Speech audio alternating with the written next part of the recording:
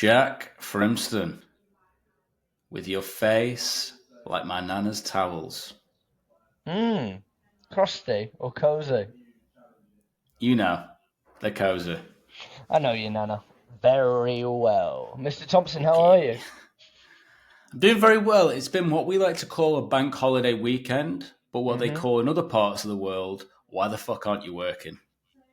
Yeah, one of my favourite phrases.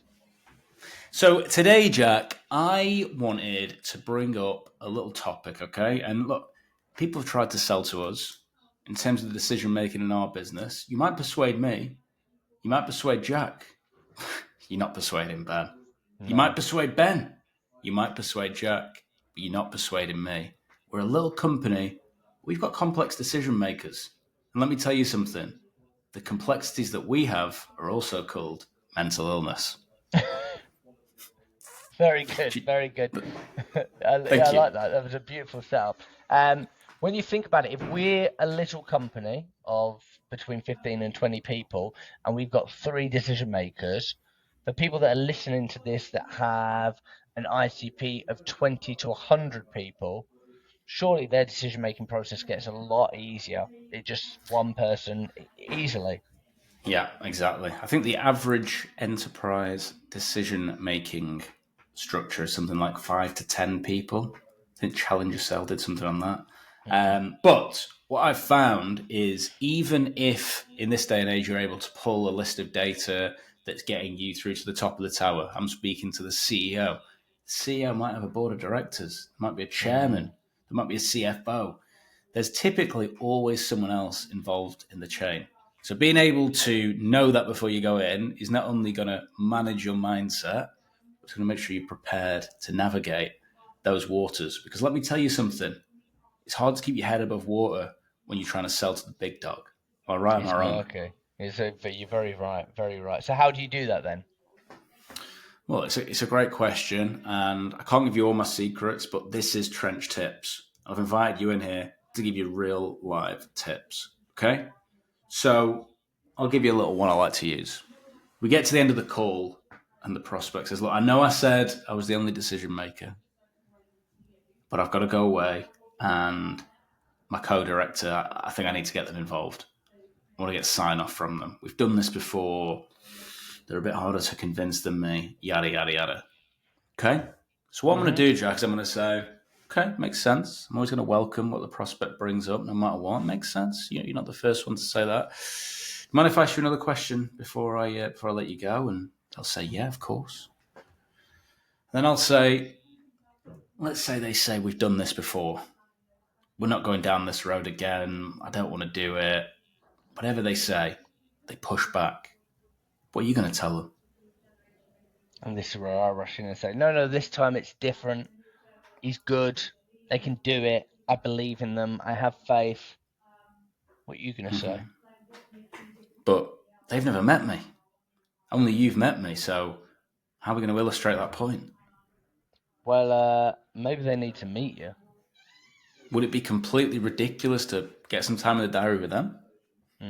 I love the Voss ask. Beautiful, beautiful. Okay, What, you like that one? what? Yeah, I thought it was brilliant. What one of the big things I think we find is Mm. people. It is normal that you would get to the end of the conversation and find that out. But one of the things that we try to do is you want to get in there early.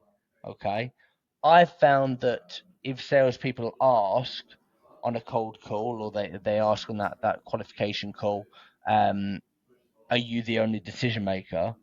That's going to get people's backs up. That is going to piss people off. Oh, massively. Um, so one of the ways we could ask it, you probably got a different way of asking it. Is there anyone else that we need to get on this call? Which is a soft way of asking it. And if they say no, how would you challenge that? Because as you know, there's going to be 5 to 10 different decision makers. If they say no, I might either challenge with options. So I might say, okay, so it sounds like there'd never be a scenario where there's a CFO, there's a managing director, you've got a co-director, or even a wife or spouse or someone who might be able to step in and say, actually, I don't want to do this. hmm Okay, and they might say, well, no, there is a person, or they'll say, yeah, that's the case. And I say, well, I'll tell you what, you're the only person I've ever spoken to where you were the only and sole decision maker. So let's place a little bet, me and you. Okay, I'm listening. If another decision maker comes out of the woodwork and we weren't expecting them, you've got to buy me a beer. Or if another decision maker comes out of the woodwork and we weren't expecting them, we've got to have a meeting with them as well. All right? Some sort of, we'll make it jovial, make a little joke. Works Yeah, it a charm. can never be intense. Can never, ever, ever be intense. The only thing that's intense is sex at a festival. Yeah, I agree. But have you found that before, that salespeople could be confrontational when it comes to decision makers? Yeah, and I think sometimes some of the stuff that I suggest, and maybe even you suggest as well, I know you're the nice one. I don't trust you, but people seem to. Some of the stuff that is suggested by me, if it's written down, it's like, oh, I could never say that. Of course you could. Of course you could. I'll tell you what, if another decision maker pops up, what should we do about it? Yeah? Let's place a little bet. You know what I mean? Like having a little bit of fun with it goes a long way. Another thing, Jack, that I think works really well is the direct ask. What I found with some personality types, the direct ask of going in and being like, oh, how do I get a meeting with them as well? Is there a reason why they're not involved in the conversation? Can be quite a challenging thing for some people. Like, whoa. Not introducing you to someone else. Yeah? But asking questions that are logical first in the hopes of helping arm someone later on goes a really long way. So what I mean by that is, let's say I'm selling a piece of software, right, Jack? And you've got to go away and talk to someone else. We'll play that out, okay? So tell me you liked it, and then tell me you've got to go away and speak to someone else. I really liked it, but I've got this very controlling business partner that I need to go away and speak to. Yeah, you're not talking about me, you're talking about the other one. Yeah. Yeah, it makes sense. Look, you're definitely not the first person to say that. It sounds like you really want this, right? So just so I can arm you with all the information, with everything that would make that conversation easier, what could I tell you right now that they might ask that you might struggle with? The get out clause, maybe. Okay, and let's say they say, "What's the get out clause?" What would you tell me? I'd say, well, no, we've spoken about it. It's a 6-month commitment. There is no get out clause. Okay, and we've got like 20 to 30 different integrations. They ask about those different integrations because there's some stuff on the roadmap you weren't aware of. What would you tell them then? I'd say you'll have to ask Zach for that one. Okay, and let's say they say, if you worked with any of the companies that are like us, and can you give me the case studies, how long it took, the implementation, all those types of things, what would you say then? I wouldn't know that one, sadly. Okay, can I make a really ridiculous suggestion? Yeah, go on.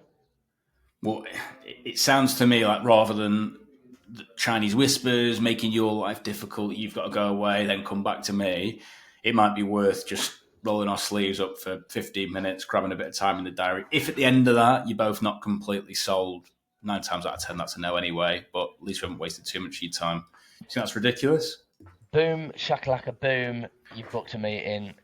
Book a meeting from a meeting. Wham, bam, thank you, Zach. Exactly. So look, there's loads of different ways that you can navigate complex decision makers. I've always found you should never bring a gun to a knife fight, but you should never bring a knife to a birthday party because not everyone wants a present that's that sharp. Am I right? Am I wrong? Sharp like your wit. Thank you, Zach Thompson. That has been Trench Tips. Whoa. I've not given the task to the audience. All right, here we go. If you watched all the way through this episode, I want you to message an employee in our business, pick one at random, and say, you've got to tell Jack the truth and explain nothing else about that. Okay? I'm going to get some weird looks when this episode comes out. We'll see you through the week.